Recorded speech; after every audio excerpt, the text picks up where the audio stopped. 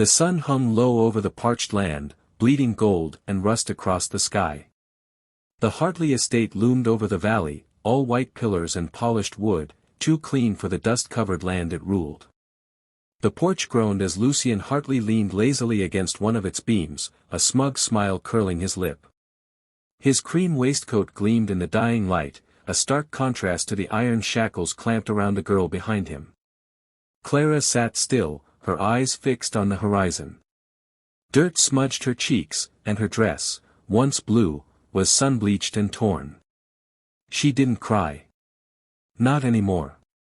Below the steps, a small crowd had gathered, field hands, drifters, and townsfolk drawn by the rumors. Lucien's voice rang out like a pistol crack. "Win the duel," he drawled, his grin spreading, "and she's free." A few men shifted uneasily, but none moved forward. They'd seen what Lucien could do with a pistol. He was fast, cruel, and rich enough that justice never touched him. Then a soft sound. A boot scraping dry earth. The crowd parted as a lone figure stepped forward. Dust coated his hat and long coat, and his boots bore the wear of hard miles. His eyes were pale, unreadable, and when he stopped, he didn't look at Lucien, he looked at Clara. Lucien chuckled. "You lost, mister." The cowboy spoke, voice low and even. "You want the girl?" He tipped his head. "Then you fight like a man." Laughter rippled through the crowd, but it didn't reach Lucien's eyes. He straightened from the post. "Name?" "Don't matter." The wind picked up, swirling grit between them. Lucien's smile returned, but colder. "Dawn. Be ready to die for your charity, stranger." The saloon doors creaked as the cowboy pushed through, the din inside fading to a hushed murmur. Boots thudded against the warped floorboards, stopping only when he reached the bar. The air was thick with cigar smoke and sweat. Card games paused. Every eye turned. The bartender, a gray-bearded man with a glass eye, raised his brows. "Don't reckon you're local." The cowboy said nothing at first. He set down a silver coin and tapped the bar twice. "Water. Clean, if you got it." A few patrons chuckled. Most just watched. In the far corner, a man leaned in close to whisper, "That's him. The one from Red Hollow." His friend's face went pale. "The one who walked out after 5 men didn't." The barkeep slid the glass across, studying him. "You going up against Hartley?" The cowboy nodded once. "Dawn." Someone laughed nervously. "Hope you wrote your will, stranger." The batwing doors burst open again, this time letting in Lucien's men, slick coats, pearl-handled pistols, and sneers thick as molasses. One of them swaggered up to the bar beside him. "You really planning to bleed for a servant girl? She ain't worth it." The cowboy didn't look up. "You talk like you've never seen a real woman before." Silence. Then chairs scraped back. The thug snarled and reached for his belt. The cowboy didn't even rise. His hand moved, a blur, and the man's holster hit the ground before his hand even touched iron. No blood. Just humiliation. The cowboy stood now, slow and steady, voice low enough for all to hear. "She ain't property. She's a person. And tomorrow morning, Lucien's gonna learn the difference." Then he turned and walked out, leaving the saloon whispering in his wake. Dawn broke slow and red over the frontier hills, casting long shadows across the main street of Clearwater. Dust drifted in the windless air, silent as breath. Every rooftop, every window, every porch was crowded with watchers. No one worked today. Lucien Hartley was about to duel, and bleed, some hoped. Lucien stood at one end of the street, polished and grinning, a white duster fluttering around his legs like a cape. His twin pistols gleamed gold at his hips, custom-made and cruel. His hat sat tilted, just enough to throw shadow over his cocky eyes. Clara stood on the steps of the old chapel, chains gone now, wrists red where the cuffs had bitten deep. She watched, arms crossed tight, jaw clenched harder. At the other end of the street stood the cowboy. Same worn coat. Same dusty boots. No one knew his name, but everyone knew why he was there. He didn't speak. He just stood, still as a post, hands loose at his sides.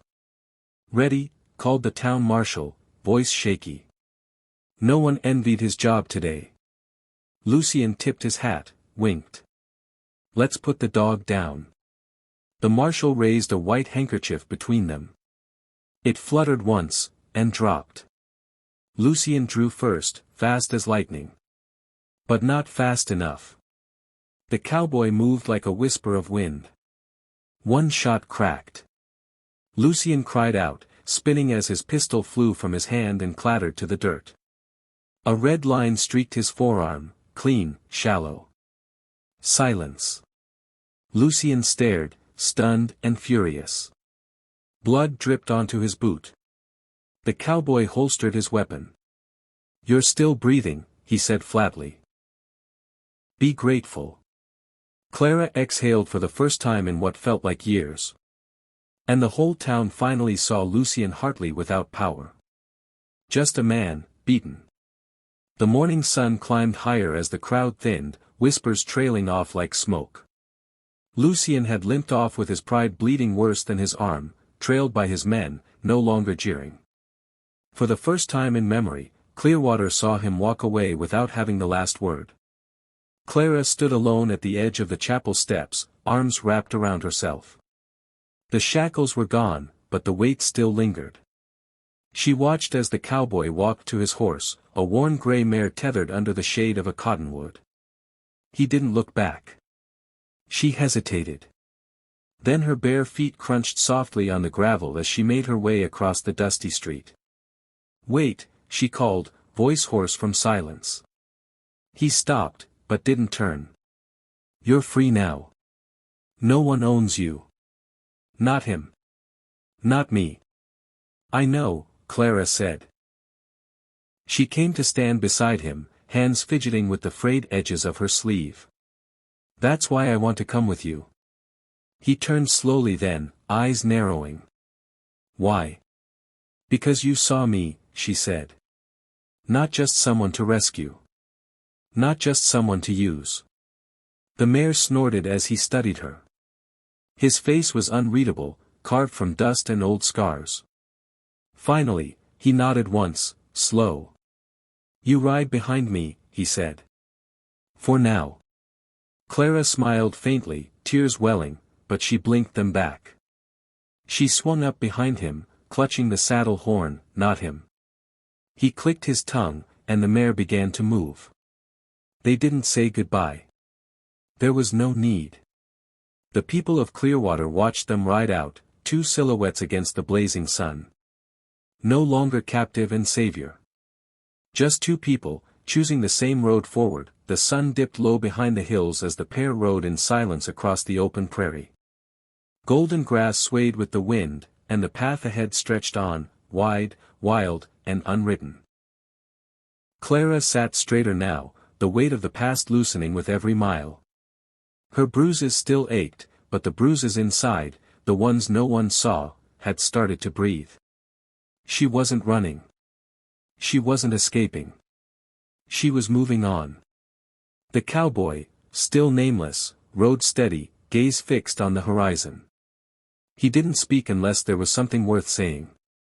That suited her just fine. There was peace in his quiet. Not silence, peace. The kind that didn't demand anything in return. As they crested a ridge, Clara caught her first glimpse of what lay beyond, an endless valley blanketed in wildflowers, a river threading through the green, and distant mountains like the edge of a dream. She exhaled. "It's beautiful." He nodded. "It's far from everything." "Good," she said. "Everything hurt." He glanced back, just once. "You sure this is what you want?" Clara didn't hesitate. "I want to choose my own life now. I'm starting with this." They reached a rise where the trail split. One road winding down toward a mining town, the other disappearing into the forested foothills. The cowboy looked at her. She pointed toward the hills. "Let's see what's out there." He turned the mare without a word, and they rode on, side by side this time. Behind them, Clearwater faded into dust and memory. Ahead was nothing they could name yet. But it was theirs. And for Clara, that was more than enough.